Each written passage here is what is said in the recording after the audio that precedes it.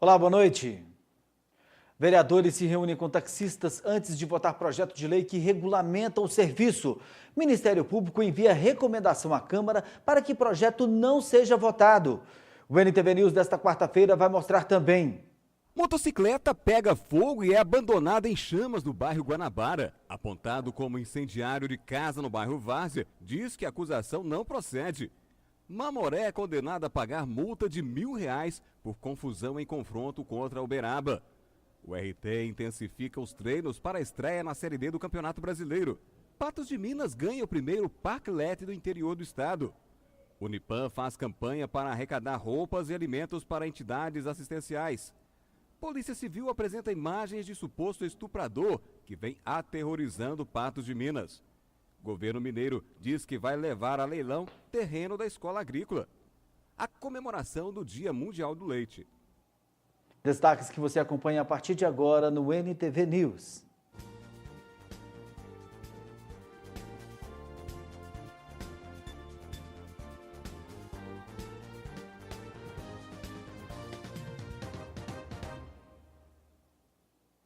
Moradores do bairro Guanabara levaram um susto na noite desta terça-feira. Eles foram despertados por um estouro e encontraram uma motocicleta em chamas abandonada no meio da rua. O Corpo de Bombeiros foi acionado para controlar o fogo. A Polícia Militar registrou o incidente. Era por volta das 10 da noite quando vizinhos ouviram uma explosão e depois, ao saírem na rua, viram a motocicleta já pegando fogo. Os bombeiros foram acionados e conseguiram evitar que a moto fosse destruída por completo. Segundo o relato de testemunhas que houve explosão do tanque de gasolina combustível, nós chegamos aqui o mais rápido possível, conseguimos debelar as chamas. A motocicleta de cor prata, uma CG Titan 150, estava neste local na rua Rio Grande, no bairro Sobradinho, ao lado de uma caçamba de entulhos. Ninguém soube precisar o que teria acontecido e como ela pegou fogo. A Polícia Militar esteve no local e, segundo levantamentos, a moto, com placas da cidade de Uberlândia, está em nome de uma mulher e não há queixa de furto. Quem estava na moto também não foi localizado. O caso deverá ser investigado pela polícia. Normalmente, fatos assim é incendiada, né? Por alguém. Não se sabe o que poderia ter acontecido. Não, até então tem levantamentos. Mais tarde, a Polícia Militar localizou o condutor da motocicleta. Ele disse que acendeu um isqueiro para saber se havia gasolina no tanque e o veículo acabou pegando fogo. Com medo de uma explosão, o jovem fugiu do local. A moto pertence ao patrão dele. O NTV News mostrou essa semana a denúncia de uma moradora do bairro Várzea que teve a casa incendiada. Ela pôs a culpa no companheiro. O homem nega as acusações. Nossa equipe mostrou recentemente um caso inusitado. A dona de casa, Patrícia Gonçalves, residente no bairro Várzea, teve a sua casa incendiada na noite de domingo. Ela conta que estava no parque de exposições e quando retornou, se deparou com as chamas. E chegou eu e uma amiga minha, aí assim que a gente chegou aqui, quando eu abri a porta, estava cheio de fumaça, as duas camas cheias de chamas. E aí eu fiquei desesperada e eu nem sabia o que eu poderia fazer, mas eu já sabia. Você chamou o bombeiro na hora? Chamei as polícias na hora. O bombeiro não chamei as polícias na hora. Usou o que? Mangueira para ajudar a apagar na hora? Foi. Na hora foi. Só que não adiantou nada. Tinha destruído tudo já. Já tinha destruído tudo. A dona de casa tomou as providências necessárias no momento. Ela acredita que o incêndio foi criminoso e põe a culpa no seu companheiro. Desconfiança não, certeza. Porque ele falou pra mim que se eu ficasse com qualquer pessoa, que ele colocava fogo na minha casa ou se não me matava. E o nome dele, o vulgo, é Mirim. E o nome dele é Valmir. Após saber do ocorrido, o acusado procurou a nossa produção para dar a sua versão dos fatos. Segundo ele, a acusação não procede. Você não acredita. Você não acredita aí. Gente, eu acabei de matar a fome da mulher, agora mesmo a mulher... Né? Se eu vou dar dinheiro para pagar um aluguel, eu vou botar fogo na casa. É muita burrice mesmo, né? É loucura total. Porque, e saber o problema que isso dá, não é? E que nada que você faz aqui em cima dessa terra, você não faz escondido. Ele conta que o relacionamento com Patrícia sempre foi difícil, mas mesmo assim ele vem sendo mantido. Ele ainda afirmou que no dia do acontecido eles estavam bem um com o outro. Aí foi 11h30, mais ou menos, ela me telefonou, falou que era, não podia comprar uma Mitec para ela. Falei, Patrícia, eu tô aqui, pertinho da lotérica aqui da Avenida Brasil. Ela falou, então você me espera aí que eu tô indo aí. Tem uma sorveteria de lá, eu pedi um sorvete, fiquei esperando ela. Um pedaço ela chegou. Pedi um sorvetão, tomou, aí nós fomos ali pro restaurante. Ela foi, comeu, à vontade mesmo. Aí nós fomos embora. Ele pede que a justiça seja feita. Mas eu vou correr atrás. Ixi, vou ficar parado não. Não vou, que isso dá problema. Senhor. Mas hoje ou mais amanhã, se dá aborrecimento, você sabe que dá, é sério, isso é uma acusação séria que a pessoa tem que ter consciência do que está fazendo. Seja em que situação que tiver. Você não tem condição de ficar calado. Muito mais melhor. E outra, senhor, a única pessoa que sempre esteve do lado dela a vida inteira foi eu. E nem a família dela tá. No próximo bloco nós vamos falar de futebol. O Mamoré foi punido pela confusão em Uberaba e os preparativos da URT para a estreia no Campeonato Brasileiro da Série D.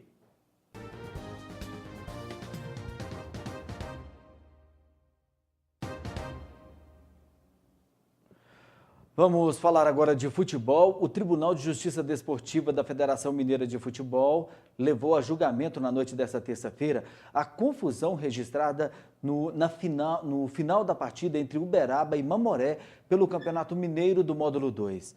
O Sapo foi condenado a pagar multa de R$1.000. Após o jogo, no dia 14 de maio, no estádio Engenheiro João Guido, Uberabão, houve invasão de campo primeiro por torcedores do Uberaba, que agrediram o jogador Jonathan Reis, e depois por alguns torcedores do Sapo, que tentaram intervir. Durante o confronto, um diretor do Mamoré foi agredido com uma barra de ferro. Ontem, o Tribunal de Justiça determinou as penalidades que devem ser impostas para os dois clubes. A equipe de Patos de Minas sofreu punição financeira de R$1.000. Já para o mandante da partida, o Uberaba, a determinação é de que, além de multa no mesmo valor, o time seja punido com a perda de um mando de campo, sendo obrigado a realizar a partida em local distante a 100 quilômetros do seu estádio, onde ocorreu a invasão de agressores. Embora a pena tenha sido tão pequena, a decisão ainda cabe recurso. Já na URT, o pensamento é a estreia no Campeonato Brasileiro da Série D. O time está treinando em 2 períodos e esperando fazer bonito na competição. A estreia acontece já na próxima semana. A URT já iniciou sua preparação para o Campeonato Brasileiro Série D. O time disputou no último final de semana um amistoso contra o Caramuru e conseguiu um resultado bastante positivo. Venceu a partida por 7-0. A avaliação, a gente ficou surpreso com a capacidade de movimentação dos jogadores, com a capacidade de se tocar a bola muito rápido, né? Uma recomposição defensiva muito boa. Então, a avaliação que se fez pelo pouco tempo de treino que esteve foi muito positiva. Alguns atletas que vieram de outros times participaram do jogo, como o lateral Guilherme Cavalcante e o zagueiro Washington Santos, que anteriormente jogavam no Vitória.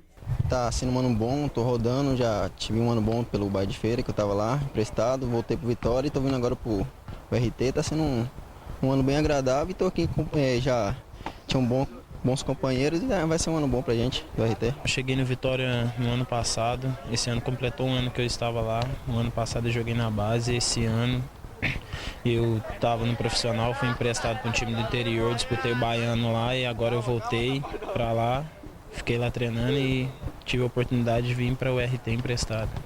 O jogo serviu para que os jogadores pudessem melhorar suas atuações dentro das 4 linhas e para que o time ficasse mais entrosado. O time tá bom, todo mundo tá focado, tem jogadores chegando ainda para ajudar a gente.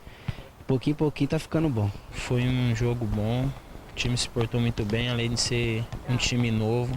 O time vem trabalhando forte aí, tem umas 2 semanas já e esse campeonato aí eu tenho certeza que vai dar bom fruto. Eu achei o time muito bom, o time toca muita bola, o professor me recebeu bem, o grupo também. Para mim está sendo muito bom. A URT ainda pretende realizar mais um amistoso antes do início do campeonato. Esse próximo domingo a gente tem um amistoso contra uma equipe de Unai, uma equipe também amadora de Unai. A gente está com dificuldade de encontrar adversários profissionais, né? Mas a gente está encontrando equipes amadoras com uma qualificação maior para poder fazer amistosos. A seguir tem a previsão do tempo. Patos de Minas ganha o primeiro parklet do interior de Minas Gerais. E o Unipan faz campanha para arrecadar roupas e alimentos para entidades assistenciais.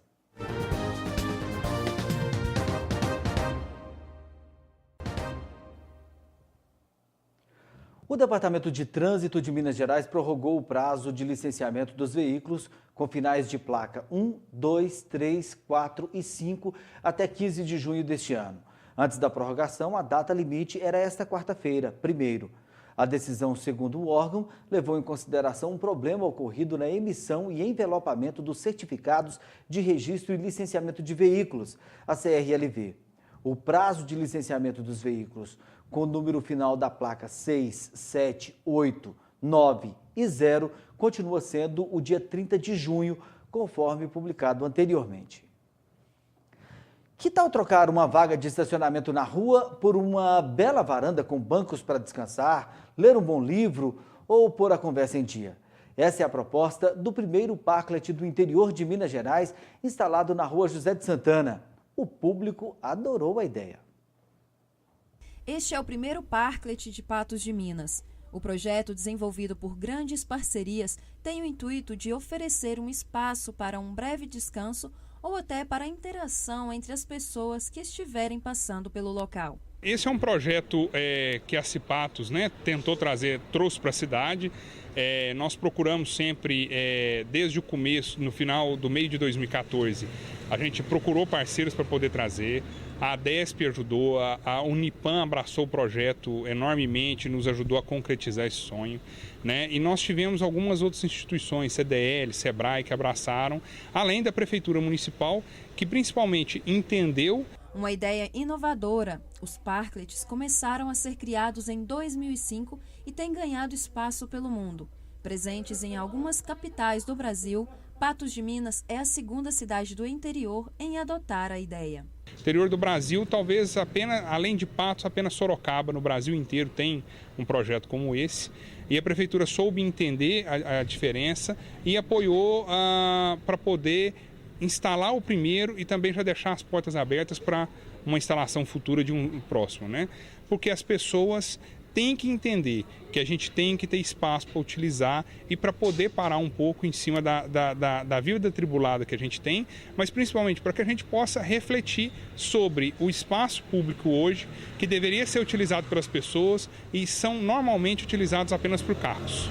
O espaço instalado na rua José de Santana, em frente à loja Provanza, dispõe de tomadas para carregamento de dispositivos móveis, diversos livros para um momento de leitura e internet Wi-Fi. A gente está vendo várias cenas de mãe com o seu filho lendo um livro, né? As crianças de escola, porque aqui é um local que passa muito alunos de escola, passa aqui, fica aqui conversando por um tempo, pega ali um sorvete, pega um chá na loja aqui. Então, assim, tá sendo um local bem legal, bem gostoso das pessoas estarem dando uma vida social, né? Tendo um momento social aqui. A manutenção do parklet é realizada pelos colaboradores da Provanza, que foi a primeira empresa a abraçar essa ideia, mas conta também com a colaboração da população que usufrui dos benefícios do espaço. A manutenção é coisa bem tranquila, a gente limpar aqui durante o dia, cuidar das plantinhas, é coisa gostosa de se fazer. Muitas vezes as pessoas perguntam, pode trazer livro, pode trocar os livros aqui? Como que é? Eu posso levar para casa, eu posso trocar? Então, assim, está sendo gostoso de ver as pessoas. Hoje mesmo eu estava aguando a plantinha, ela pegou para mim e falou assim, essa daí é só uma vez por semana, tá? Então, assim, as pessoas estão tendo cuidado de ajudar a gente a cuidar do ambiente. O investimento para a instalação do parklet é de responsabilidade da loja interessada e os valores variam de 6 a 7 mil reais.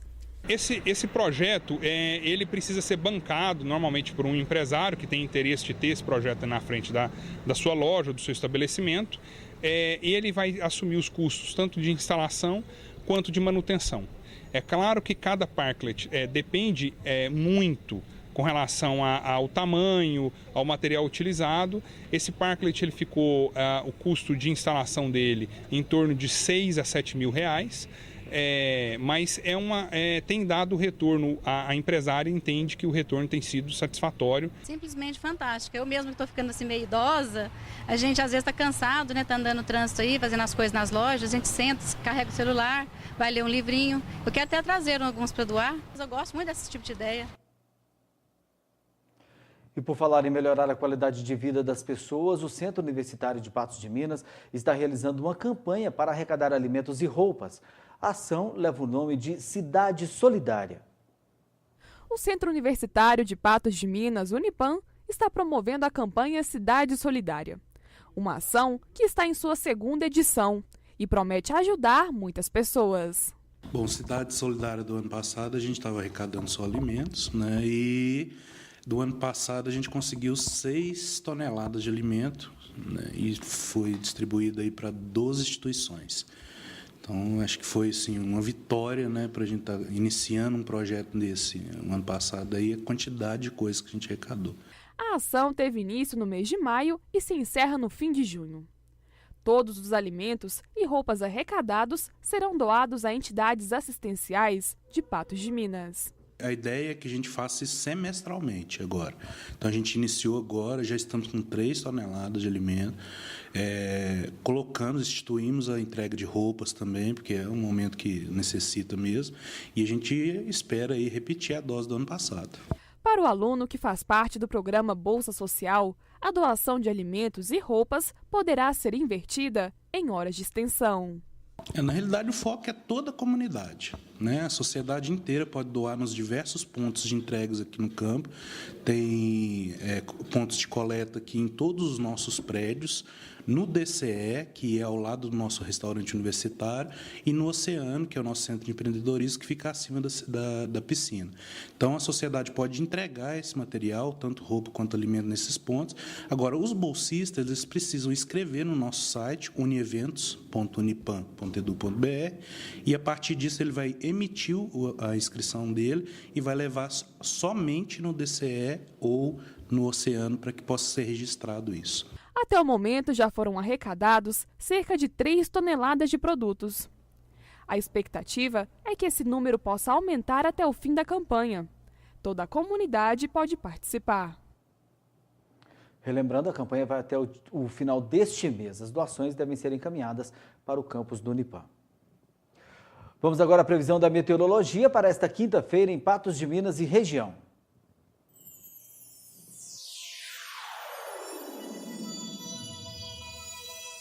Precisou de óculos? Vá direto a New Color. Promoção: seus óculos usados valem desconto na troca por um novo.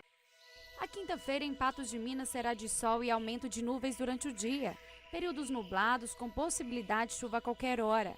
A temperatura mínima deverá registrar 15 graus e a máxima poderá atingir os 28. O índice ultravioleta será considerado alto. Nas cidades da região também há possibilidade de chuva. Em Presidente Olegário, mínima de 15 graus e máxima de 28. Em São Gotardo, mínima de 15 graus e máxima de 28. Em Lagoa Formosa, mínima de 16 graus e máxima de 26. Em Varjão de Minas, mínima de 17 graus e máxima de 30.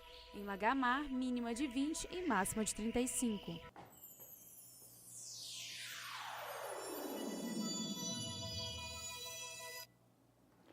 A gente vai para o intervalo e na volta vamos mostrar a recomendação do Ministério Público para que o projeto de lei do serviço de táxi não seja aprovado.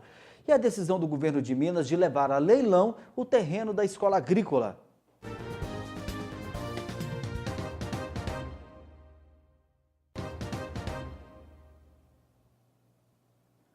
Taxistas e vereadores se reuniram nesta terça-feira para discutirem o projeto de lei encaminhado pelo Executivo para regulamentar o serviço na cidade.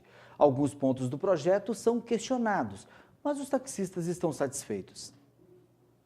O projeto de lei enviado pelo prefeito de Patos de Minas, Pedro Lucas, não agradou muito os taxistas. Várias reivindicações foram apresentadas e a reunião de iniciativa da Comissão de Legislação, Justiça e Redação teve o intuito de ouvir essas queixas da classe. A lei que nós temos hoje é de 73, então é uma lei antiga, uma lei anterior à Constituição. O Ministério Público recomendou ao prefeito que adequasse, né, essas regras do serviço de transporte de táxi ou por táxi dentro do município. E o prefeito enviou uma lei para a Câmara. Com algumas coisas nós não concordamos, nos reunimos com os sindicatos taxistas, com alguns taxistas, tanto eu quanto o vereador Lindomar, o vereador Otaviano, o vereador Cabo Batista, que ajudou muito nisso também. Quer dizer, nós nos reunimos e tentamos chegar a um termo comum. Patos de Minas possui atualmente 65 táxis disponíveis a serviço da população.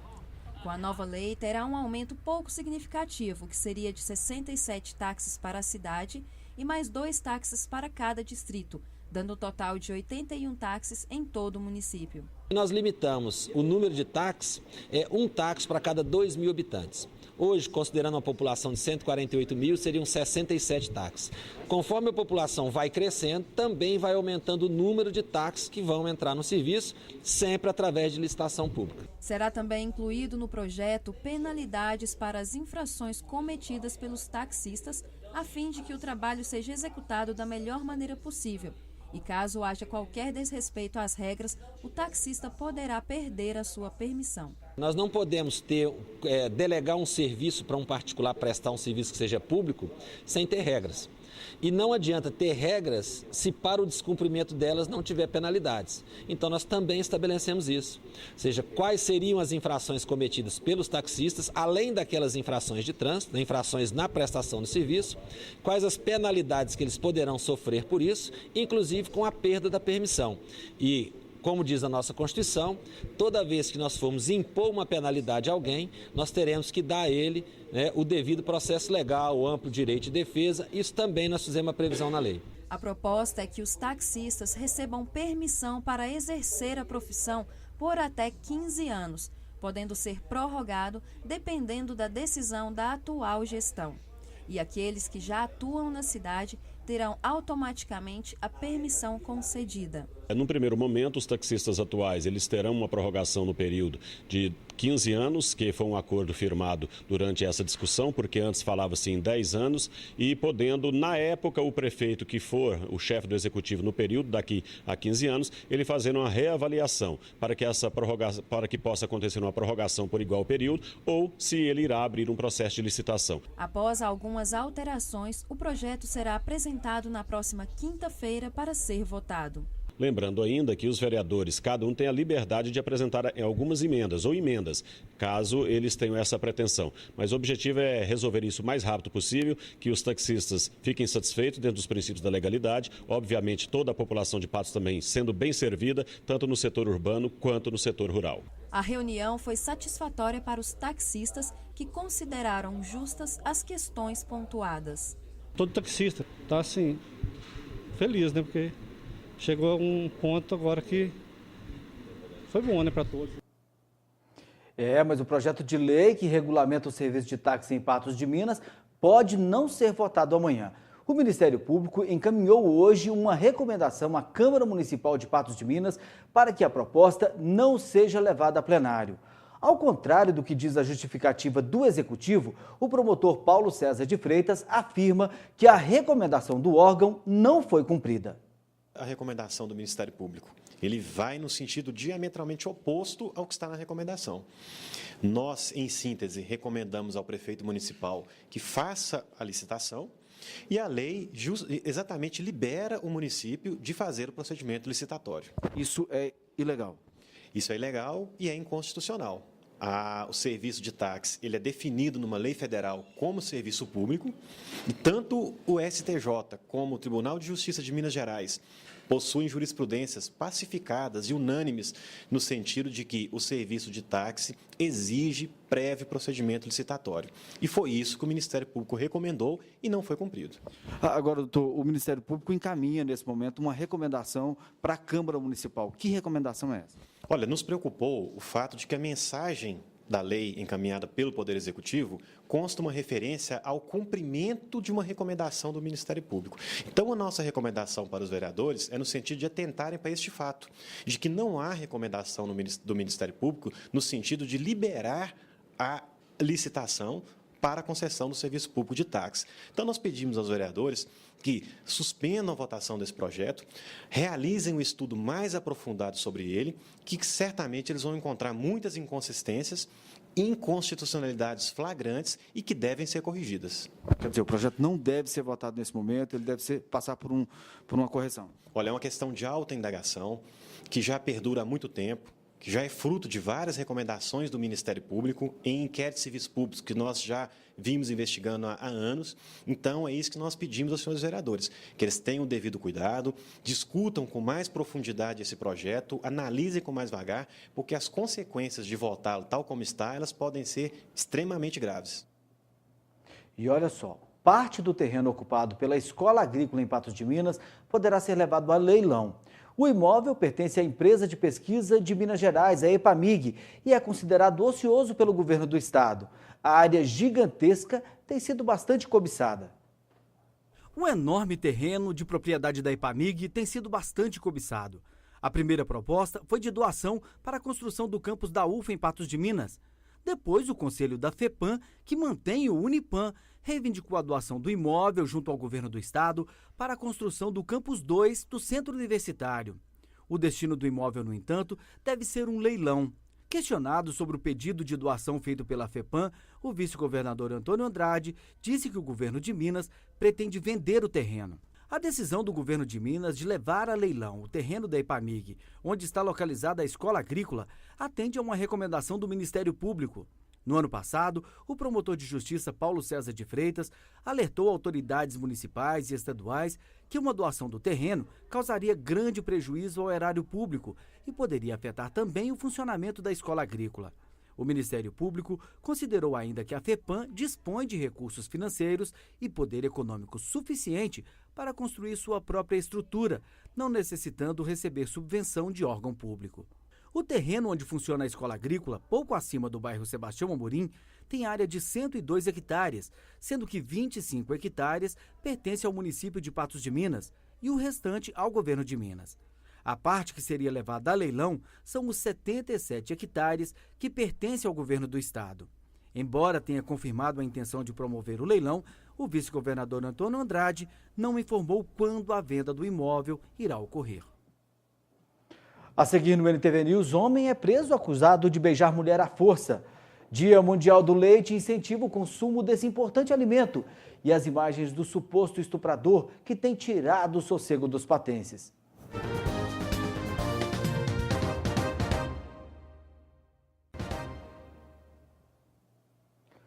Hoje, 1º de junho, é o Dia Mundial do Leite. A data foi instituída para incentivar as pessoas a consumirem este importante alimento. Incentivar o consumo, principalmente por crianças, é de extrema importância, já que este alimento possui inúmeros nutrientes importantes para o desenvolvimento. Então, o leite é um alimento altamente consumido, como você mesmo disse, principalmente pelas crianças. Então, a Copatos, ao longo dos seus 59 anos de existência, ela sempre reconheceu esse grande valor que o leite tem na alimentação humana, pelos valores nutricionais que ele possui, né, pela possibilidade de produção de uma grande diversidade de derivados que a gente pode fabricar. E, acima de tudo, o leite ele é altamente difundido, né? Desde a alta culinária até as preparações mais simples demandam a utilização de leite. Então, o leite é um alimento primordial, de excelente valor nutricional.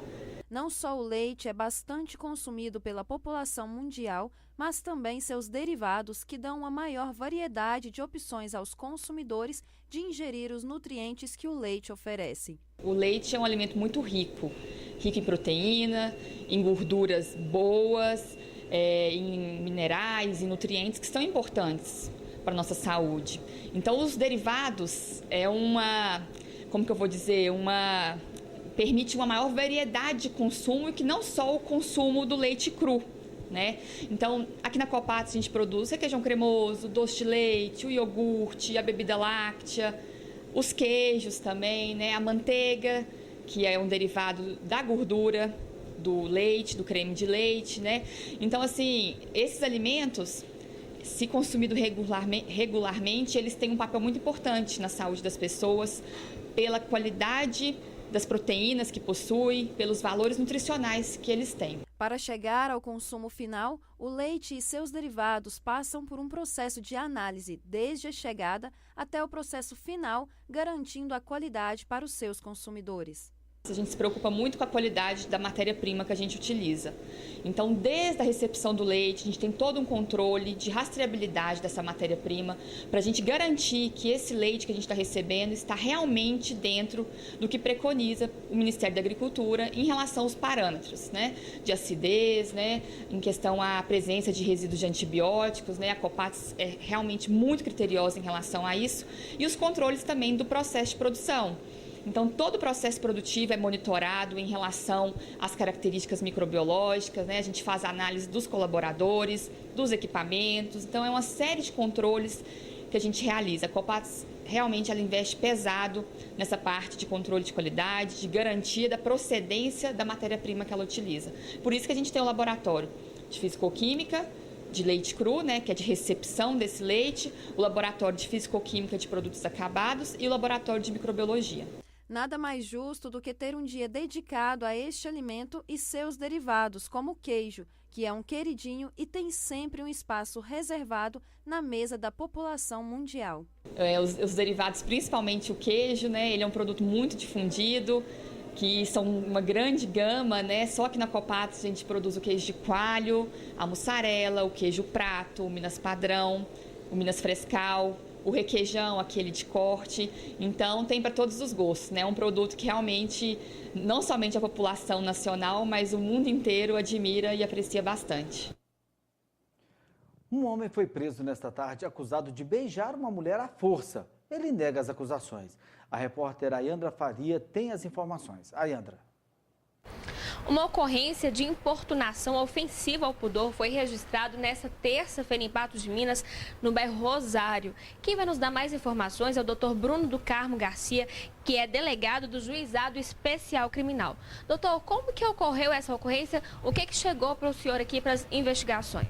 Na parte da manhã, uma funcionária de uma lanchonete localizada no bairro Rosário, na rua Gabriel Pereira, foi receber algumas encomendas de uma empresa. E tinham duas pessoas, o motorista e o entregador. O entregador havia perguntado se ela era casada e ele deu 3 beijos no rosto dela. E depois efetuou ainda mais 2 beijos. Segundo ela, ela não consentiu que ele praticasse essa importunação.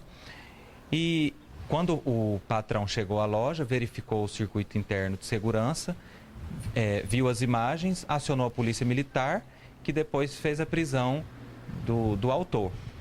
Indagado na delegacia de polícia, ele falou que havia dado os beijos no rosto dela com permissão da mesma. Ele também chegou a beijar a boca dela? Pela ocorrência, não. Apenas o rosto. Por se tratar de um crime de menor potencial ofensivo, ele se comprometeu a comparecer ao Juizado Especial Criminal, assinou o termo de compromisso e foi liberado. Agora, é uma ocorrência que chama atenção porque as imagens de tudo isso que aconteceu também foram flagradas por esse estabelecimento comercial, que é uma lanchonete, e o próprio patrão dessa moça, de 25 anos, reconheceu o autor aí, o Emerson da Silva Costa, de 37 anos e que é natural de Contagem, né? O autor não é dessa cidade, eu acredito que ele, por estar entregando gêneros alimentícios, né? Deveria ter outras entregas a serem realizadas em Patos de Minas também. E as imagens realmente foram constatadas pelo proprietário do estabelecimento, sendo ele que acionou a polícia militar. Essas imagens provavelmente vão ser usadas aí durante essa investigação? Sim, as imagens serão requisitadas para serem juntadas à investigação. Agora, embora não seja da sua pasta especificamente, é mais um caso que se soma a outros aqui em Patos de Minas, que tem levado um alarme muito grande, que é esse ataque, uma violência de uma certa forma contra as mulheres. E isso tem chamado realmente a atenção aqui na nossa cidade. Sim.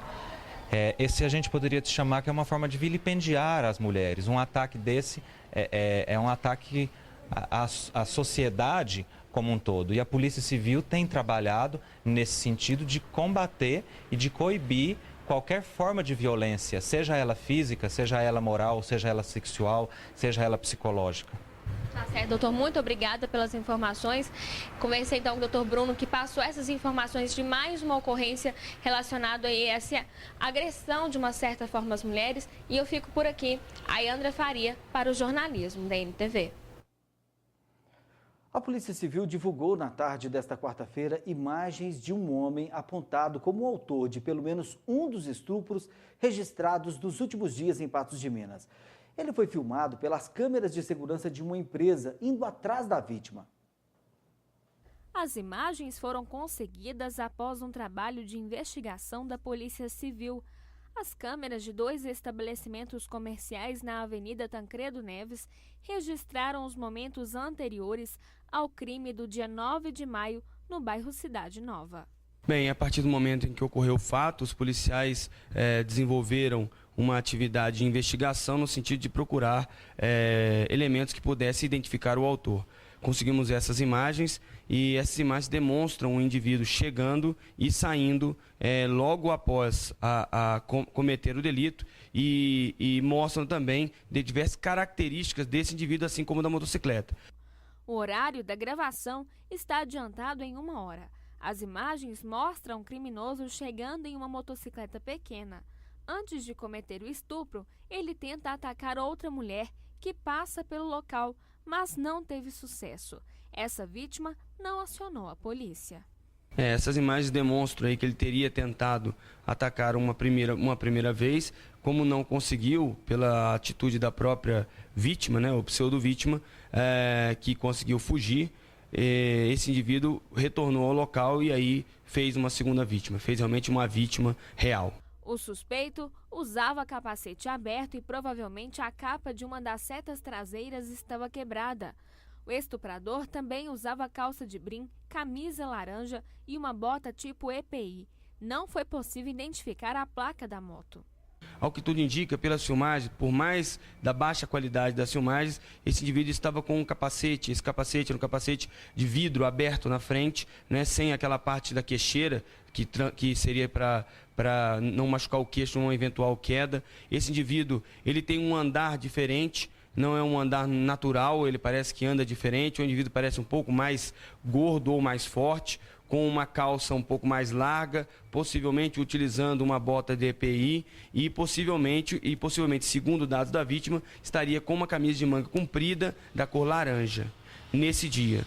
O delegado também pediu para as pessoas ficarem atentas ao caminhar do suspeito. A vítima desse crime ajudou a Polícia Civil a fazer o retrato falado do autor.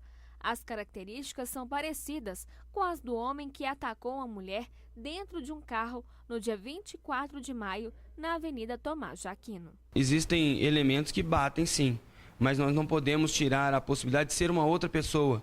Nós temos aí N pessoas que durante esse tempo todo, desde o primeiro elemento, desde os primeiros estupros, eles vieram a ser presos na cidade como indivíduos que estavam aí praticando o exibidorismo, estavam se exibindo para vítimas e achando aquilo ali uma coisa natural. Temos outros indivíduos que foram presos na mesma situação, ou seja, de exibição, ou situações em que é relatado um possível estupro, mas que pode ser verificado outros crimes, como o crime de tentativa de roubo.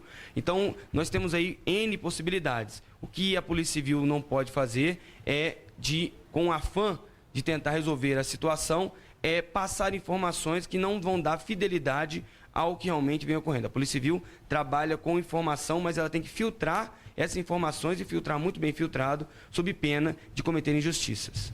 Quem reconhecer alguma característica do suspeito mostrado no vídeo pode ligar no 197, 198 ou no 190. A polícia continua trabalhando na tentativa de prender o estuprador desse caso e de outros crimes na cidade.